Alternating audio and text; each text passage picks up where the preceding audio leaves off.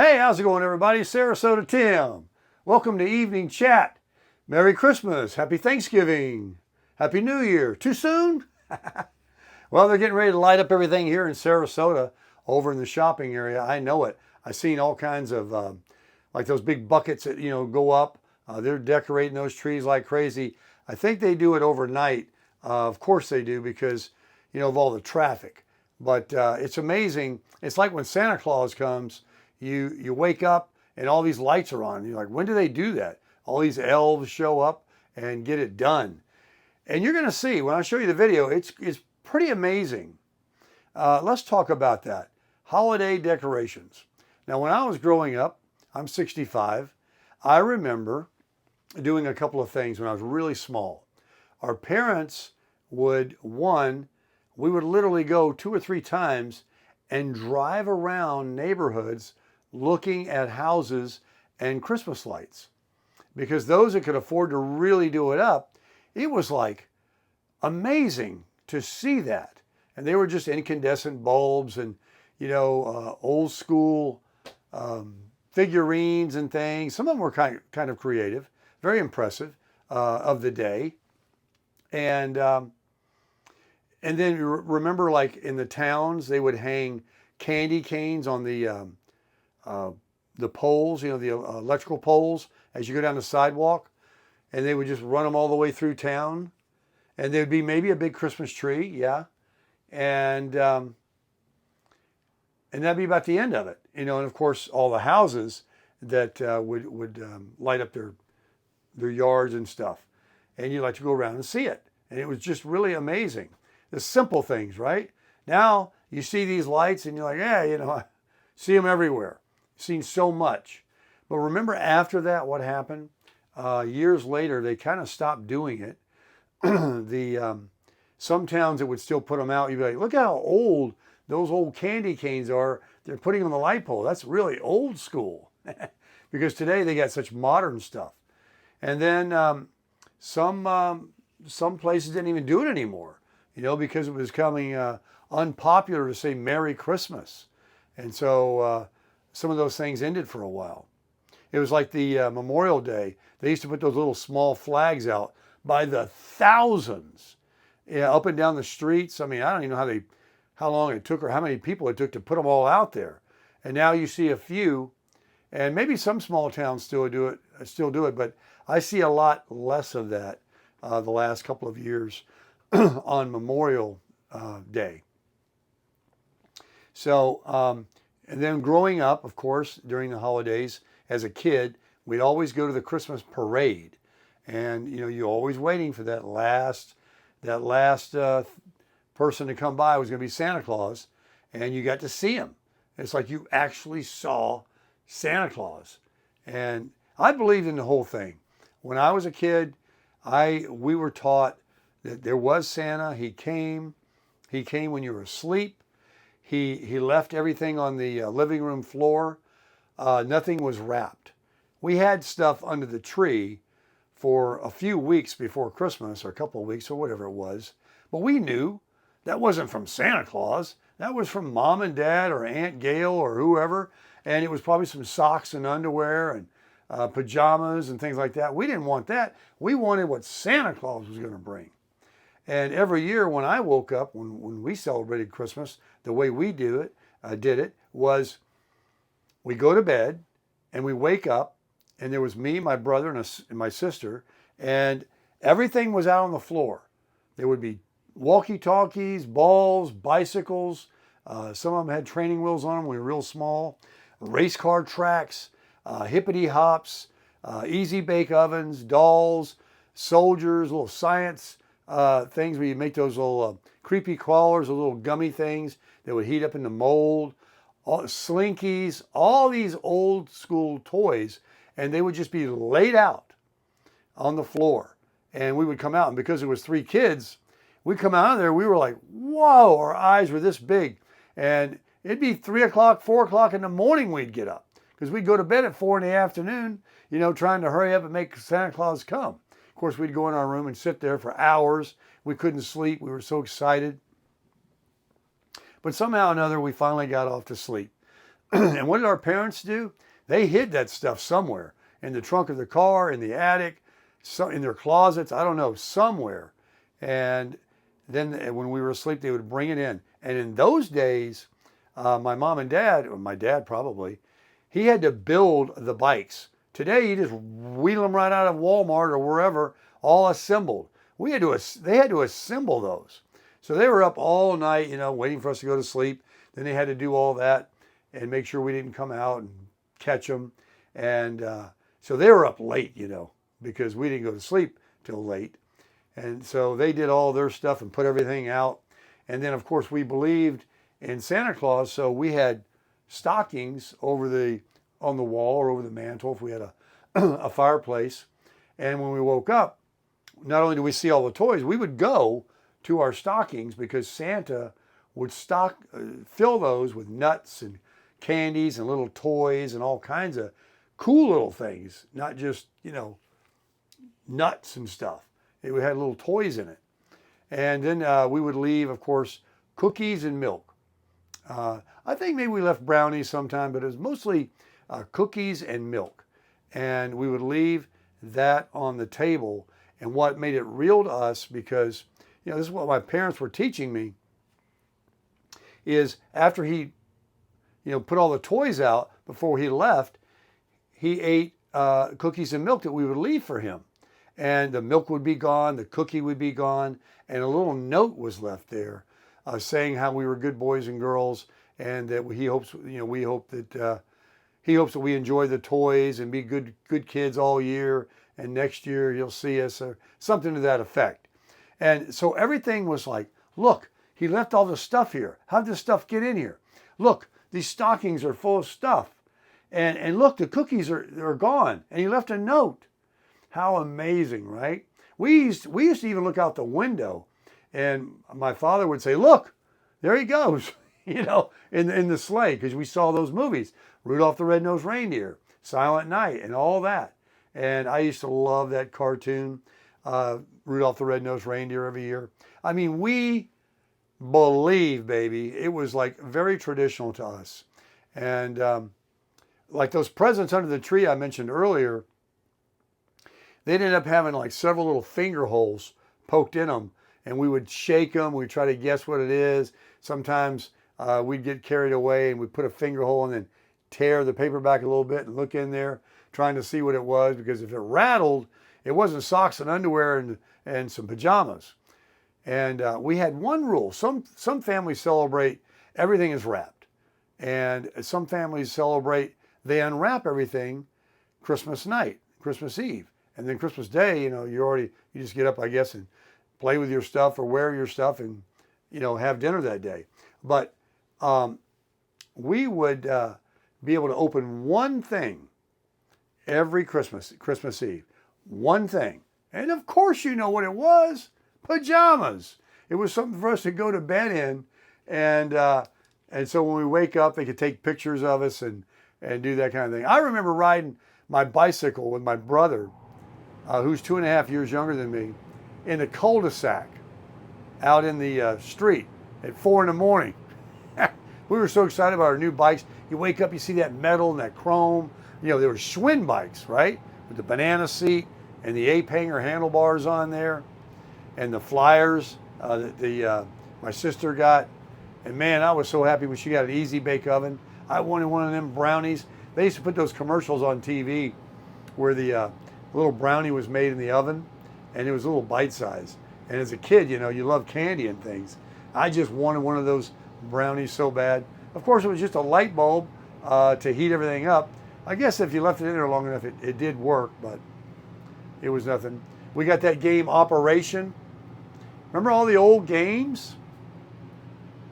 I remember one year I got some Dingo or Dango boots. Remember the boots with a square toe and it had a strap across the front of your foot with a little ring on the side? Oh man, I wanted a pair of those so bad. I got those, put my jeans down over it, had me some boots. Yeah, Cowboy Tim. And yeah, the holidays were so special. Let me just switch it up a little bit. Later in life, after I'm an adult and I had children, over in Lantana, Florida, on the East Coast. The railroad tracks right along Dixie Highway there. Before they developed it, it's all built now with all the new stuff and everything. But back in the day, I guess it was late 80s, early 90s, they had the National Enquirer building. Remember the National Enquirer? One of those rag mags that you'd see on the checkout at the grocery store and stuff. You know, alien spotted and all that kind of stuff. They would say all these crazy stories. Well, they had their building right there in Lantana. It's no longer there. But they would bring in the largest Christmas tree in the world, at least in America, live Douglas fir on the railroad from Oregon. They'd get it there, and the railroad track was right outside of the front of the National Enquirer building. And I'm talking the largest in America, maybe the world. I think they said America. How did they do it? What did it look like? They literally sawed off every limb and reassembled it on the ground when they put it up with a crane and stuff. And they'd use little braces and brackets, just like making a fake Christmas tree. They'd stick those in there and screw it back into the tree trunk. So they would bring in the tree trunk and then all the limbs from somewhere in Oregon that they would cut this thing down. And I'm talking, it was, the girth on it was huge. And they would have a sign there about all the thousands of light bulbs there were on it and all these statistics about it. But that wasn't all. Around the National Enquirer building, and if anybody knows about this that lived there, that knows what I'm talking about, please tell me in the comments. Because they had a whole array of Christmas stuff, the baby in the manger, and it was an amazing setup, the best you've ever seen. They had this train, you know, those people that make trains back in the day, and they go through all this. They would have railroad crossing and bridges and a big train track, right? With multiple trains on it. Well, this thing was from here to yonder. This thing was huge. And it had a couple of trains on it. And it had all these decorations and figures of people and different things, towns. And it was an amazing thing. It must have took forever to assemble. And then I can't remember some of the other things they had, but it was a whole thing. You walked around back there on the National Enquirer property. And there's still things like that. I remember when I lived in Atlanta at Life College, where they train all the chiropractors, one of the largest chiropractic schools in America, they had a big Christmas to do there with these things you can walk around and look at. But it was nothing like the National Enquirer. And we went every year, and it was the largest Christmas tree and all that. And man, the memories. And then they would have a parade down Federal Highway over there. Santa Claus would be there. This is when I'm an adult now, and my kids were small, and they would get to see Santa Claus like I did, kind of repeating the deal. And I did the same thing. I did the same thing. When the kids were small, they would come out. Everything was on the floor. They had some presents under the tree, so we could decorate the tree.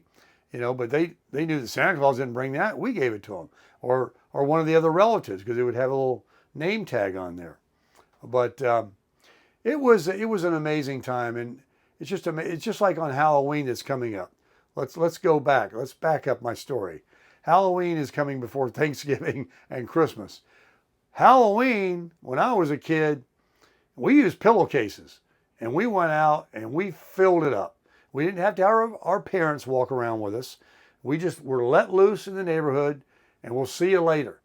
And we didn't start, you know, when it's still daylight and quit when it got dark, like they do today, and go to a street that's all blocked off, that's safe, where they're not going to get razor blades in their apples. I mean, we didn't worry about that kind of thing. And we would do some mischief too, but I wasn't bad. But, you know, like the egg throwing and all that, I think I might have done something once. But mainly we were out for candy. We were out to collect. And when I was really small and went, and the parents did go with us because we were just, you know, little tots, we would get popcorn balls, homemade brownies, change, money, real homemade treats. that some of the neighbors would give. Cookies, all wrapped up in a little nice thing with a little tie on it and everything. Oh yeah. Today you go down to Walmart, you buy a bag of assorted crap. They come to the door. Yeah, here you go. Here you go. And the parent is standing there behind them. And it's broad daylight.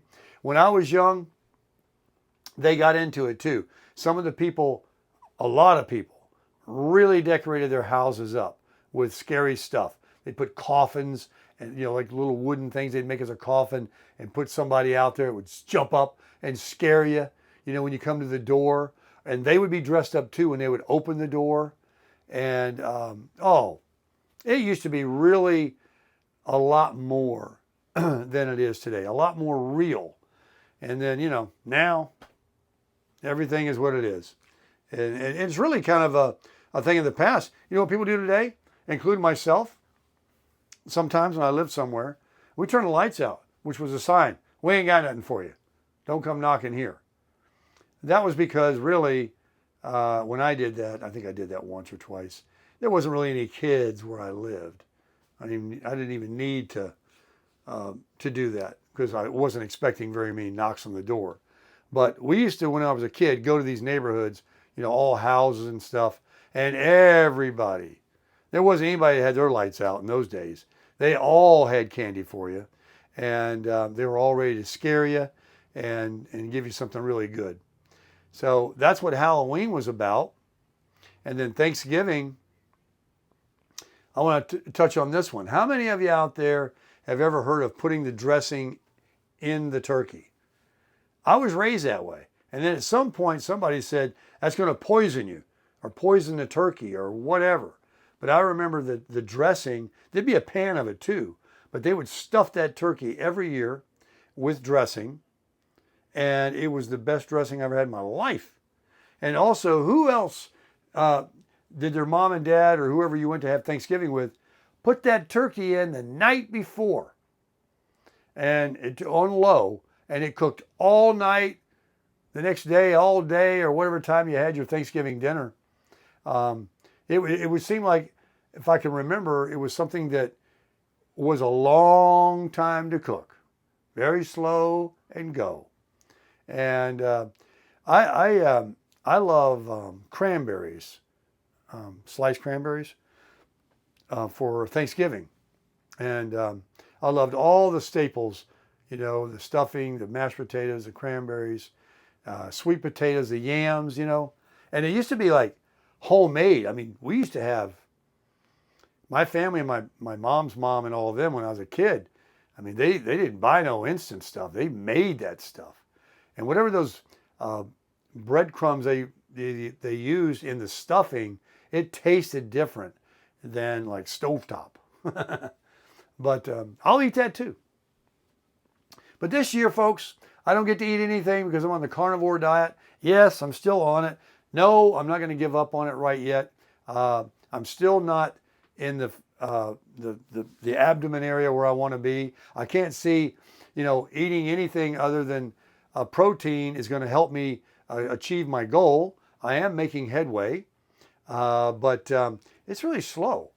And I don't think that eating vegetables or bananas or other fruits with sugars in them and all these things and take me out of ketosis. I don't even know if I'm in ketosis, but I feel fine.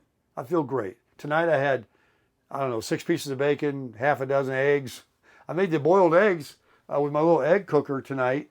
And I had some in the refrigerator, like a lot of you told me, to have them as a treat, throughout the day, ready to go. I love a boiled egg, man. I eat the heck out of them. And let me tell you, this thing here, I found out you don't need to crack it on both ends, and you don't need to crack it in the middle.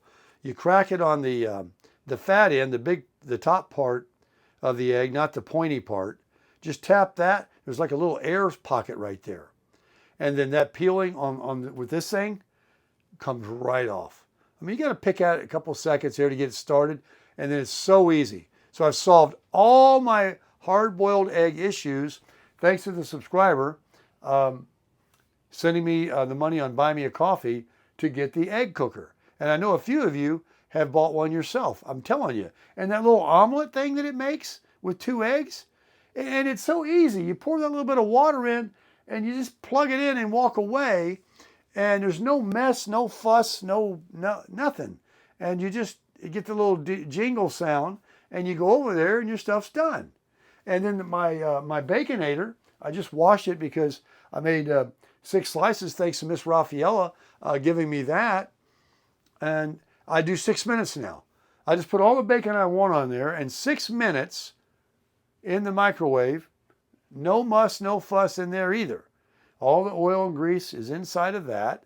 I dump out the rough and the trash and rinse it off. And bacon and eggs. And I love bacon and eggs. So I'm doing my diet thing. I did listen. This is for Jim Bauer. Jim Bauer, in the comment section, folks, is an animal. He doesn't take no for an answer. He's very patient, but he's very persistent. This man believes in the carnivore diet. I just want to say something and give him credit that he sent me a title of a video on YouTube to watch where people, want to disparage or say it's not healthy and all of these different scenarios. And it's like a 30-minute video. And I watched it, Jim, and it is eye-opening that to 2 things. One, that the carnivore diet is fine. It's just the Atkins diet, all protein and that kind of thing. The health benefits that you get by eschewing all these other foods permanently or for a long time or only introducing, I don't know. I haven't gotten that deep into it. But when I did find out about that video about these people, these naysayers that talk about your cholesterol is going to be all that. So you get all of that in the mix. It's like when I was talking about changing my oil in my transmission of my truck. Everybody's an expert and everybody's got an opinion. And while their opinion is their opinion, and I respect it, everybody can't be right.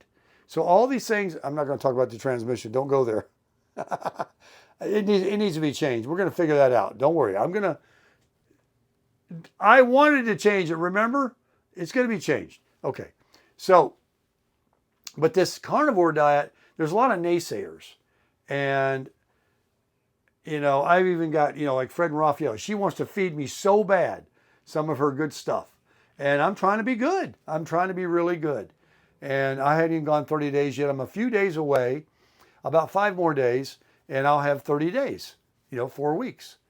And I'm not really, I'm happy, but I'm a little disappointed. And I think the slow is better than probably fast weight loss, probably. But anyway, I'm going to keep up with it. And Jim, thank you very much and being patient with me. And he's even very kind when he tries to answer other people that say don't do it or get off of it or something like that. He's not mean in any way. He means well. So Jim Bauer, that's his username. But he's the carnivore guy. And I haven't watched Dr. Barry and everything yet. I'm busy with my own thing going on. And I got golf, baby. Golf tomorrow. We got to wrap this video up. It's been 23 minutes. I only like to go about 15 for upload speed. And it's already 8:21. But maybe it'll go. Golf tomorrow at 1 o'clock.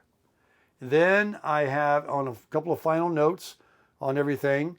I have a doctor's appointment the day after to go over my blood work. And that I'll be talking about since I was on the carnivore Atkins diet, protein diet, for 2 weeks before I got my blood drawn. So we'll find out about the numbers. And of course, doctors have an opinion too, right? They see your cholesterol and I don't know. I don't even know what it means, any of those numbers. That's why I don't want to read it and download it into some portal. I want to go there and have her explain it to me. And she's very nice. Also, subscribe to my channel. Please, folks, let's get this thing up to 100,000 subscribers. I want that plaque, and I want it now. And please give the video a thumbs up. Please check your subscription if you are unsubscribed by the biased Google that can't stand Trump, I guess. So a lot of you guys were saying your comments were clipped and subscribers went down. I'll say a few of them might have unsubscribed. They were either trolls or they were people that were just like we were talked about. I've talked about it before, that people want to disown you, divorce you, not play golf with you because you like the color red, or you vote a certain way. It's just ridiculous. I think that's really, really silly. So thumbs up, subscribe, or check your subscription, and I leave a link in all my videos to the Buy Me a Coffee. If you'd like to buy me a coffee, and I'll buy somebody else a coffee, you can do that. But there was something else I really wanted to tell you that I got sidetracked on. It was about the diet and golf. No, it wasn't golf. I'm playing golf tomorrow. I was saying that at 1 o'clock. And then, I knew it. If I just go back and say it, I'm getting old, man. Forgetting everything like that. Hope the carnivore diet will fix me up. That was another thing I want to mention. Lots of health benefits, supposedly. Man, wouldn't that be fantastic about my eyes or my back or my gizzards or whatever? If there was any improvement, I got to think there would be. Without eating all these preservatives and all this nasty stuff they're selling us and they're poisoning us with. I never even thought two things about it because I'm a pig and I like to eat and it tastes good. But, they can cover that poison up with good tasting stuff like sugar. So I'm really watching my health now. I'm going to be like a kind of a health freak. But, because I got a lot less runway in front of me than I got behind me. And I want to live it out, man. I want to live. But what I was going to tell you is I got my results back and they went over with me with the biopsies on my body. I had 6 biopsies taken, and I think it's a scam too. First, they want to find anything they can to whack you so they get paid for that. And then when they come back as basal cell carcinoma and scoliosis and all this other words I heard today, I can't even say them. And 3 of them were pre-cancer. What does that mean? It means they want me to come back in, they want to scrape more and then cauterize it, weld it, burn it.